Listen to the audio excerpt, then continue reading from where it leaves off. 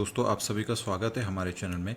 आज के इस वीडियो में हम अपस्टॉक एपीआई के बारे में जानेंगे और साथ ही हम किस तरह से हिस्टोरिकल डेटास को एक्सट्रैक्ट कर सकते हैं, देख सकते हैं, इसके बारे में भी जानेंगे। और एनएससी और बीएससी में कितना। हेलो दोस्तों, आप सभी का स्वागत है हमारे चैनल में। आज की इस वीडियो में हम अपस्टॉक एपीआई के बारे में जानेंगे और पाइथन। हेलो दोस्तों, आप सभी का स्वागत है हमारे चैनल में। आज की इस वीडियो में हम अपस्टॉक एपीआई के बारे में जानेंगे और पाइथन कोडिंग की मदद से किस तरह से हम हिस्टोरिकल डेटास को एक्सट्रैक्ट कर सकते हैं, देख सकते हैं, इसके बारे में भी जानेंगे। और साथ ही कितने स्क्रिप्ट या इंस्ट्रूमेंट एनएससी बीएससी में अवेलेबल्स है, इसके बारे में भी हम जानेंगे। तो चलिए वीडियो स्टार्ट करते हैं। अगर आप देख रहे होंगे तो अपस्टॉक इस समय अपनी जो एपीआई है ये कम्प्लीटली फ्री ऑफ कॉस्ट दे रही है। मतलब कि इसमें हमको अकाउंट ओपनिंग के लिए इसमें हमको ₹0 पे करना है और साथ ही इसमें 31 अगस्त तक हमको 0 ब्रोकरेज देना होगा। ठीक है, तो ये कम्प्लीटली फ्री ऑफ कॉस्ट चल रहा है इनका। तो सबसे पहले तो हम इनका डॉक्यूमेंट देख लेते हैं। वेट, तो यहाँ पर अगर आप ध्यान से देंगे तो इन्होंने हमको मल्टीपल टाइप के ऑप्शंस दे रखे हैं, जैसे कि हम यहाँ पर एसटीके के थ्रू इनको कनेक्ट कर सकते हैं। उसके बाद यहाँ पर कितने तरह के इनके इंस्ट्रूमेंट्स होते हैं, जैसे एनएससी बीएससी एमसीएक्स, इन सब के बारे में हम इनकी डेटा को ले सकते हैं। साथ ही यहाँ पर लॉगिन्स का इन्होंने फंक्शन बताया हुआ, किस तरह से हम लॉगिन कर सकते हैं। इसके अलावा यूज़र्स, फिर यूज़र्स की प्रोफाइल, इस तरह से मल्टीपल ऑप्शंस यहाँ पे अवेलेबल है। और साथ ही किस तरह से हम यहाँ पर ऑर्डर प्लेस कर सकते हैं, इन सब के बारे में यहाँ पर हम इनको बताया गया है ये डॉक्यूमेंट में। और साथ ही इनके कुछ एग्जांपल कोड्स दिए हुए हैं, जिसके बेसिस पे हम अपने ट्रेड को एग्जीक्यूट कर सकते हैं, या फिर कहा जाए तो पाइथन कोडिंग की मदद से हम डेटा एक्सट्रैक्ट कर सकते हैं। तो चलिए, सबसे पहले हमें किस चीज़ की ज़रूरत होती है। सबसे पहले होता है हमें अपना एक ऐप क्रिएट करना होगा। तो ऐप क्रिएट करने के लिए हम चलते हैं अपने ब्रोकर टर्मिनल में। तो आप देख सकते हैं हमारा अपस्टॉक का ब्रोकर टर्मिनल है। इसमें आपको माई अकाउंट सेक्शन में जाना होगा और उसके बाद आप देखेंगे तो यहाँ पर कुछ इस तरह से प्रोफाइल रिपोर्ट करके ऑप्शंस आ रहे होंगे।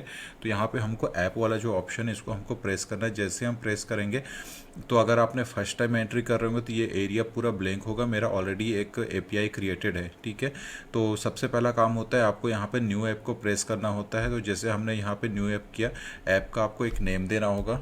मैं जैसे यहाँ पे एल को दे देता हूँ। यहाँ पे हमको रिडायरेक्ट यूआरएल है। यदि आपके पास कोई डोमेन नेम है तो आप उसको यहाँ पे दे सकते हैं। अदरवाइज जो लोकल लूप आईपी है उसको हम यहाँ पे दे सकते हैं, जो कि 127 का होता है। तो मैं उसे ही दे देता हूँ। Wait, HTTPS wait 127। ठीक है, मैंने ये दे रखा है। और यहाँ पर अगर आप देखेंगे तो पोस्ट बैक यूआरएल ऑप्शनल है, साथ ही डिस्क्रिप्शन ऑप्शनल है। तो इसके बाद हमको टर्म्स और कंडीशन को एक्सेप्ट करना होगा। ठीक है, उसके बाद कंटिन्यू। तो यहाँ पे आप देख सकते हैं यहाँ पे टोटल कास्ट फ्री है। उसके बाद कन्फर्म प्लान हम एक्टिवेट कर लेते हैं। तो देखिए हमारा एपीआई जो है वो एक्टिवेटेड हो चुका है। इसको हम डन कर लेते हैं। तो यहाँ पर अगर आप देख रहे होंगे तो ये एल्गो के नाम से हमने अभी कुछ देर पहले अभी हमने एपीआई क्रिएट किया है, जो है 7/23/2034 तक की एक्सपायरी है। ओके, तो इस तरह से हमने अपना एक ऐप क्रिएट कर रखा है। अब चलिए इसकी डिटेल को भी हम देख लेते हैं। यहाँ पर जो इम्पोर्टेंट होता है वो होता है ये एपीआई की। ठीक है, और उसके बाद होता है एपीआई सीक्रेट, जिसके बेसिस पे हम अपना कनेक्शन ये इस्टेब्लिश करते हैं ब्रोकर के साथ। ओके, तो इस चीज़ को हमें याद रखना है और पाइथन के कोडिंग में हम इनका प्रॉपर तरीके से यूज़ करेंगे। तो ये हमारे को कॉपी टू क्लिपबोर्ड ऑप्शन है। जैसे हम इसे प्रेस करेंगे तो ये वाला हमको कॉपी हो जाएगा, और उसी तरह से इसको प्रेस करेंगे तो ये कॉपी हो जाएगा। रिमेंबर, ये पर्सनल डेटा होता है जिसे शेयर नहीं करना होता है। तो मेरा जो एपीआई सीक्रेट है ये हिडन फॉर्म में है, तो ये मैं अभी आपके साथ शो नहीं करूँगा। ठीक है, तो चलते हम पाइथन की कोडिंग में। तो पिछले वीडियोस में आपने देखा था कि किस तरह से हम विजुअल स्टूडियो कोड को इंस्टॉल करते हैं और साथ ही जुपिटर में हम कोडिंग करेंगे, इसके बारे में हमने बताया हुआ था। ठीक है, मतलब कंप्लीट हमने इंस्टॉलेशन प्रोसेस पिछले वीडियो में बता रखा था। तो चलिए हम यहाँ पर सबसे पहले अगर आप देखेंगे तो हमको कुछ यहाँ पे फंक्शंस इंस्टॉल करने होते हैं। जैसे यहाँ पर अपस्टॉक का पाइथन एचडीके पहला चीज़ है। इसके बाद हमको रिक्वेस्ट एंड देन पांडास, ये सारे कुछ फंक्शन तो होते हैं जिसको हमें इंस्टॉल करना होता है। तो यहाँ पर अगर आप देख रहे हो तो यहाँ पे % का सिंबल है। कुछ जगहों पे जो कुछ जो कोडिंग के सॉफ्टवेयर्स होते हैं जैसे स्पाइडर हो गया या जुपिटर का जो ओल्ड वर्जन होता है, तो उसमें यहाँ पर कुछ जगहों पे यहाँ पर कुछ इस तरह से सिंबल्स आपको नज़र आते हैं, बट यहाँ पर ये अलाउ ना करके ये परसेंट का सिंबल दे रहे हैं, तो मुझे यहाँ पे परसेंट लगाना होगा। ठीक है, तो चलिए मैं इस कोड को रन भी कर लेता हूँ। यहाँ पर हम अगर आप ध्यान देंगे तो हमको यहाँ पर लेफ्ट साइड में एक रन करने का ऑप्शन आ रहा है। अगर हम इस बटन को प्रेस करते हैं तो इस सेल में जितने कोड्स हैं ये सिर्फ उतनों को ही रन करेगा। और यदि आप राइट साइड में देखेंगे तो ये जो ऑप्शन दिख रहा है एग्जीक्यूट सेल एंड बिलो, तो इसको आप प्रेस करेंगे तो ये अपने इस पर्टिकुलर सेल को एग्जीक्यूट करने के बाद जो बॉटम के जितने भी सेल्स होते हैं उन सबको ये ऑटोमेटिकली एग्जीक्यूट करता चला जाएगा। तो चलिए मैं इंडिविजुअल काम करता हूँ। तो सबसे पहले हम इसको प्रेस कर लेते हैं, वेट। यहाँ पे स्टेप बाय स्टेप इंस्टॉलेशन होता चला जाएगा। ये वन टाइम इंस्टॉलेशन है, हमको बस एक बार इंस्टॉल करना है, उसके बाद ये इसकी हमें ज़रूरत नहीं होती है। ठीक है, उसके बाद आप इसको चाहें तो इरेज कर सकते हैं, वेट। ठीक है, तो यहाँ पर हमको आउटपुट मिल चुका है, इसको हम देख सकते हैं। और हाँ, यहाँ पर अगर आप ये ब्लू कलर में आप एक वर्टिकल लाइन देख रहे हैं, इसको अगर हम प्रेस करते हैं तो हम जो भी अपनी जो सेल्स होते हैं या जो भी आउटपुट है उसको आप हाइड कर सकते हैं। इससे क्या होता है कि हमारे जो बाकी कोड्स होते हैं उनको भी हम इजी वे में देख सकते हैं। जैसे ये कोड्स हैं, इनको मुझे हाइड करना है तो यहाँ पर मैं प्रेस करूँगा तो देख सकते हो हाइड हो चुका है। फर्स्ट लाइन शो कर रहा है, बाकी हाइड हो चुके हैं। ठीक है, और हमारा अगर आप रिजल्ट की बात करें तो देखिए कितनी बड़ी रिजल्ट अपने को मिली हुई है जो हमने इंस्टॉल किया हुआ था उसकी फाइल। तो इसके कारण हमारा बाकी डेटा हाइड हो जाता है, मतलब शो नहीं हो पा रहा है। तो आप चाहें तो इसको प्रेस करके इसको हाइड कर सकते हैं। तो चलिए अभी मैं ओपन ही रहने देता हूँ, शो रहने देता हूँ। तो चलिए हमको इसको स्क्रॉल डाउन कर लेते हैं। उसके बाद हमारा नेक्स्ट स्टेप होता है, क्योंकि हमने फंक्शन तो इंस्टॉल कर रखे हैं बट हमें इंपोर्ट भी तो करना होगा। तो हमने यहाँ पे इंपोर्ट पांडास ऐसा पीडी इंपोर्ट किया और इंपोर्ट रिक्वेस्ट। ठीक है, ये हमने इंपोर्ट कर दिया है। तो फिर से हम इस सेल को रन कर लेते हैं। जैसे सक्सेसफुल एग्जीक्यूट हो जाएगा यहाँ पे हमको राइट का सिंबल मिल जाएगा। ठीक है, वेट, क्योंकि ये हम फर्स्ट टाइम कर रहे हैं तो थोड़ा सा ये टाइम कंज्यूमिंग है, बट एक बार जब ये सिस्टम कंप्लीट रनिंग हो जाता है तो ये बिल्कुल मिली सेकेंड्स में वर्क होते हैं। ठीक है, बहुत ही कम सेकंड में ये हो जाता है, बस बटन प्रेस करना होता है। अब हाँ, अब यहाँ पर थर्ड स्टेप अगर देखेंगे तो यहाँ पर जैसे कि हमने बोला था हमारा होता है एपीआई की, API secret URL, redirect URL जो जिसकी बात हमने बात की हुई थी। तो देख सकते हैं यहाँ पर जो हमारा की है, वेट हम यहाँ पे देख लेते हैं। तो ये जो हमारा की है एपीआई की, इसको हमको कॉपी करना होगा और वहाँ पर जा कर के हम कोड में जा कर के यहाँ पेस्ट कर देंगे। इसके बाद जो सीक्रेट कोड है यहाँ पे मैंने 0 रखा हुआ है क्योंकि ये मैं पर्सनल शो नहीं करना है। तो यहाँ पे जो इस वाली कोड जो है इसको मैं यहाँ से कॉपी करूँगा और उसको यहाँ पर ला करके यहाँ पे इस पर्टिकुलर जगह पे हम यहाँ पे पेस्ट कर देंगे। तो हमारा इस तरह से ये कोड यहाँ पे हमारा सीक्रेट लग जाएगा। इसके बाद हमारा जो URI है 127.0.0.2 हमने लिया हुआ है रीडायरेक्ट, और उसके बाद हमने ऐप स्ट्रिंग जो URL का लिया हुआ है इसमें हमने ये हमारी कोड्स हैं जिसको हम यहाँ पे हमको क्लाइंट आईडी देना होता है और रीडायरेक्ट यूआरएल देना होता है। ठीक है, जिसके बेसिस पे हम अपना एक कोड जनरेट करते हैं। तो चलिए मैं सबसे पहले तो अपना सीक्रेट कोड यहाँ पे टाइप कर लेता हूँ। ओके दोस्तों, मैंने अपना यहाँ पे सीक्रेट कोड इंस्टॉल पेस्ट कर दिया है और उसके बाद मैंने अपने इनको हाइड कर रखा है। ठीक है, मेरी जो इन्फॉर्मेशन है। इसके बाद हमको नेक्स्ट स्टेप होता है इस सेल को एग्जीक्यूट करना। अगर एग्जीक्यूट होने के बाद देखो हमको एक लिंक मिल रहा है, राइट। तो हम इस लिंक को प्रेस करते हैं। जैसे कि हमने अपना पासवर्ड वगैरह दे करके हमने लॉगिन कर लिया। लॉगिन करने के बाद देख सकते हैं हमारा जो रीडायरेक्ट यूआरएल था 127.0.2, इसमें हमको एक कोड मिलता है जो कि कोड इस तरह का है। तो मैं इस कोड को कॉपी कर लेता हूं। ठीक है, ये कोड आगे के समय हमें काफ़ी इंपॉर्टेंट हेल्पफुल हो सकती है। इसको हमने कॉपी किया। कॉपी करने के बाद यहाँ पर इस वाले कोड सेक्शन में हम इसको पेस्ट कर देते हैं। ठीक है, वेट, यहाँ पे हमने पेस्ट कर दिया है और इस सेल को भी हम रन कर लेते हैं। तो यहाँ पे टिक का सिंबल हो चुका है, मतलब सेल हमारा प्रॉपर तरीके से रन हो चुका है। अब नेक्स्ट स्टेप होता है ऑथेंटिकेशन और एक्सेस कोड जनरेट करना। ये इंपॉर्टेंट होता है, जिसके बेसिस पे ही हमारा कनेक्शन जो होता है वो अपस्टॉक से इस्टेब्लिश होता है, राइट। तो ये जो कोड हमको किस तरह से मिला है, इस कोड के बारे में भी हम आपको बता देते हैं। तो इसके लिए आपको जाना होगा अपने एपीआई के डॉक्यूमेंट सेक्शन में। ठीक है, इसको आप सर्च कर सकते हैं।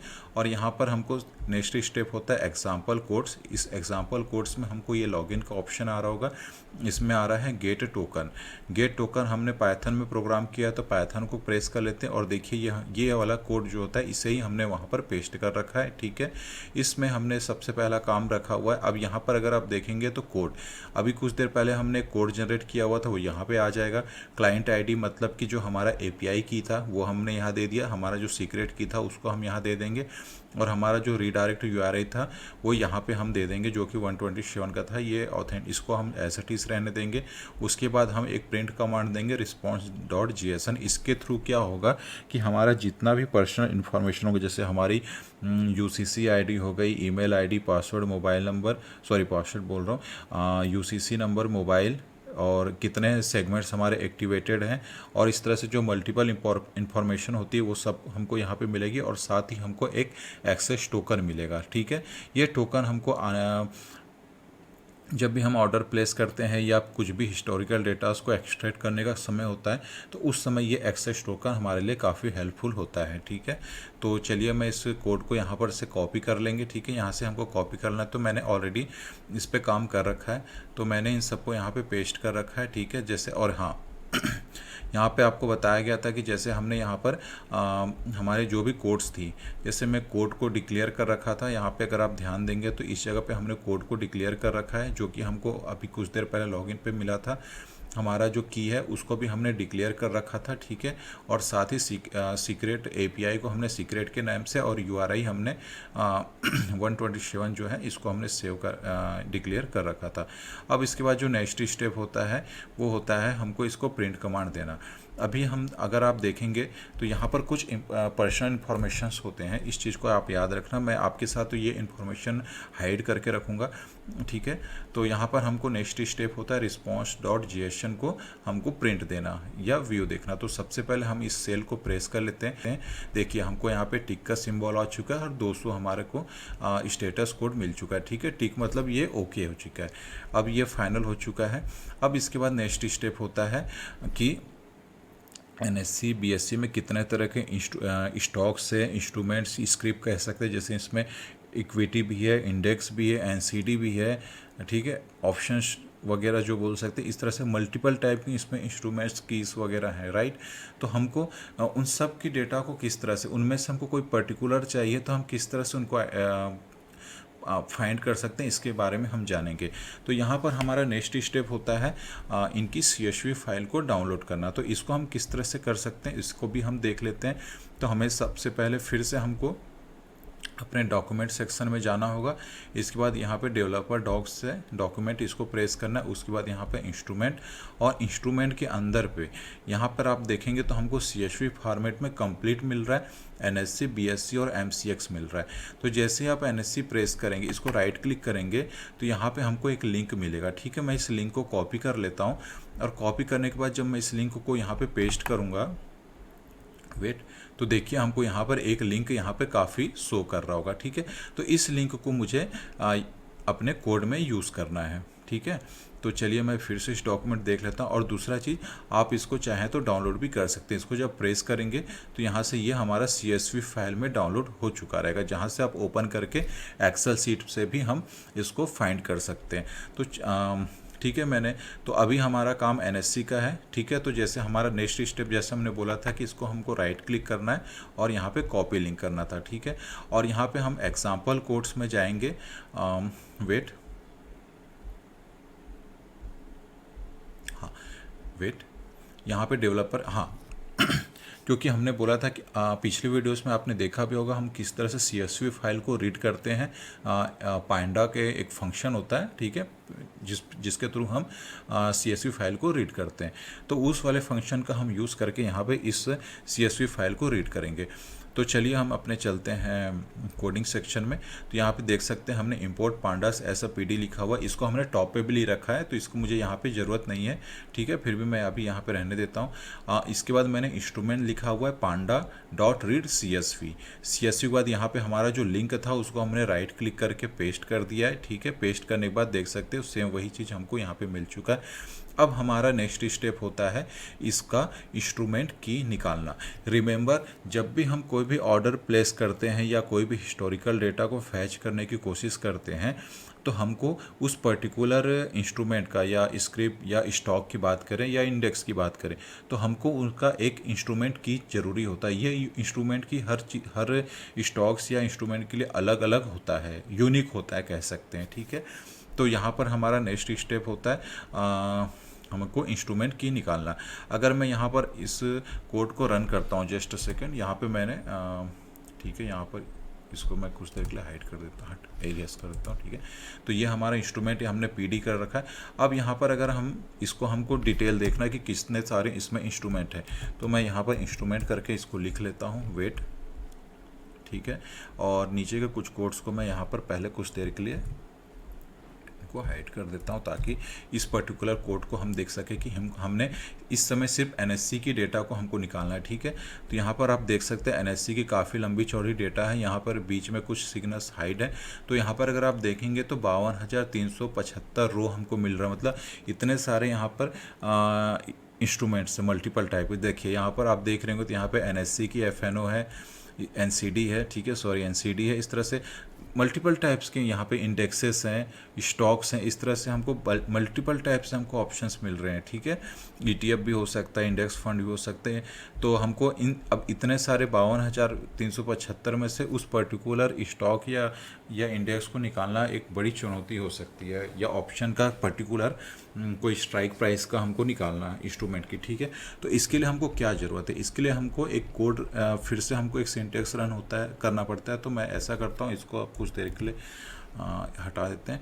और नेक्स्ट स्टेप होता है यहाँ पे ये वाला फर्स्ट कोड, ठीक है। ये हमारा एक सिंटेक्स है जिसमें हमने इंस्ट्रूमेंट की इज इक्वल टू इंस्ट्रूमेंट, क्योंकि हमने इंस्ट्रूमेंट लिया हुआ है सीएसवी से, इंस्ट्रूमेंट में हमारा डेटा आएगा और इंस्ट्रूमेंट से हमको क्या चाहिए, ट्रेडिंग सिंबल किसका, इस स्टॉक का, ठीक है। देखिए यहाँ पे ट्रेडिंग सिंबल दिख रहा है, ठीक है। तो वही ट्रेडिंग सिंबल हमने लिखा हुआ है और यहाँ पे सेल लिख रखा है। और इसके बाद हमको इसका आउटपुट चाहिए, तो इसको हम एक्टिवेट कर देते हैं। अब मैं जैसे इसको रन करूंगा तो यहाँ पे हमको सिर्फ सेल का, क्योंकि हमने यहाँ पे trading symbol is equal to sell लिखा है, तो हमको यहाँ पे सेल का पूरा रिजल्ट मिल जाएगा। जैसे मैं इसको रन करता हूँ कोड को, वेट, देखिए यहाँ पे हमको सेल का रिजल्ट मिल चुका है। यहाँ पे देख सकते हैं स्टील अथॉरिटी ऑफ इंडिया मिल रहा है, इसका ट्रेडिंग सिंबल सेल मिल रहा है। इसकी जो लास्ट प्राइस थी 141.82 पे है और ये इसका यूनिक इंस्ट्रूमेंट की है, ठीक है। तो ये हमको याद रखना होता है, याद मतलब यही इंस्ट्रूमेंट की होता है जिसके बेसिस पे हम प्लेस करते हैं ऑर्डर। तो इसको इससे हम कॉपी कर सकते हैं और जब हमको ऑर्डर पंच करना होता है तो इसको हम वहाँ पे पेस्ट करके ऑर्डर अपना लगा सकते हैं, ठीक है।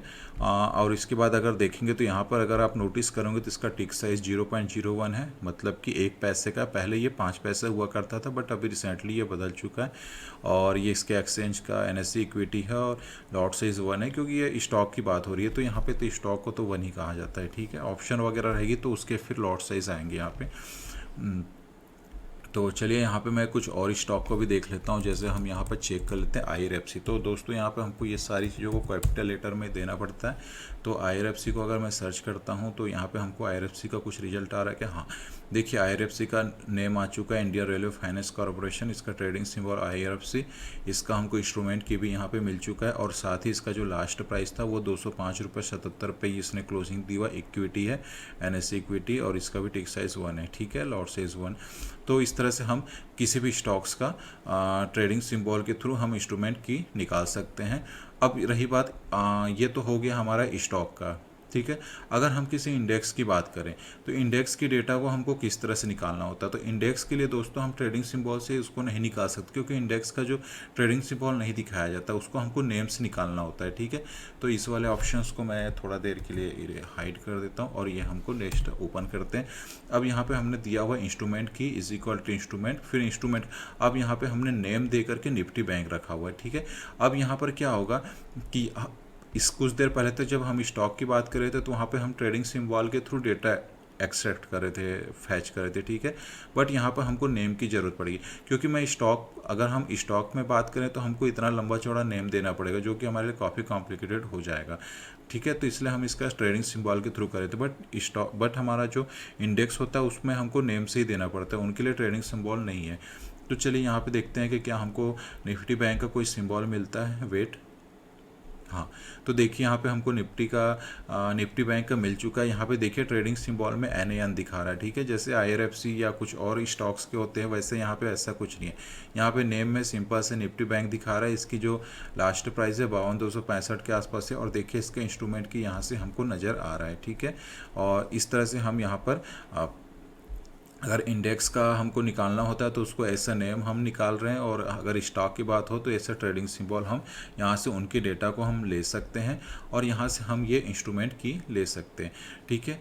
तो इसी इंस्ट्रूमेंट की इसकी मदद से हम ऑप्शन चेन की डेटा, जैसे यहाँ पर अगर आप देख रहे होंगे वेट, जैसे यहाँ पर हमने लिख रखा हुआ है NSE का, ये अगर हमारा इंडेक्स की बात करें तो यहाँ पर हमने NSE इक्विटी रखा हुआ है। जैसे ये हमारा निफ्टी बैंक है तो हमको ये इंस्ट्रूमेंट की, मैं यहाँ पे निफ्टी बैंक का इंस्ट्रूमेंट की हमको देना पड़ेगा, और निफ्टी बैंक का एक्सपायरी डेट देना पड़ेगा, ठीक है। और उसके बाद हमने फिर F स्ट्रिंग के थ्रू यहाँ पर हमने, जैसे कि कुछ देर पहले बोला था कि एक्सेस टोकन की डिमांड होती है, तो एक्सेस टोकन यहाँ पर देंगे ऑथेंटिकेशन के थ्रू, और यहाँ पर फिर फाइनली हम अपना आउटपुट देख सकते हैं, ठीक है।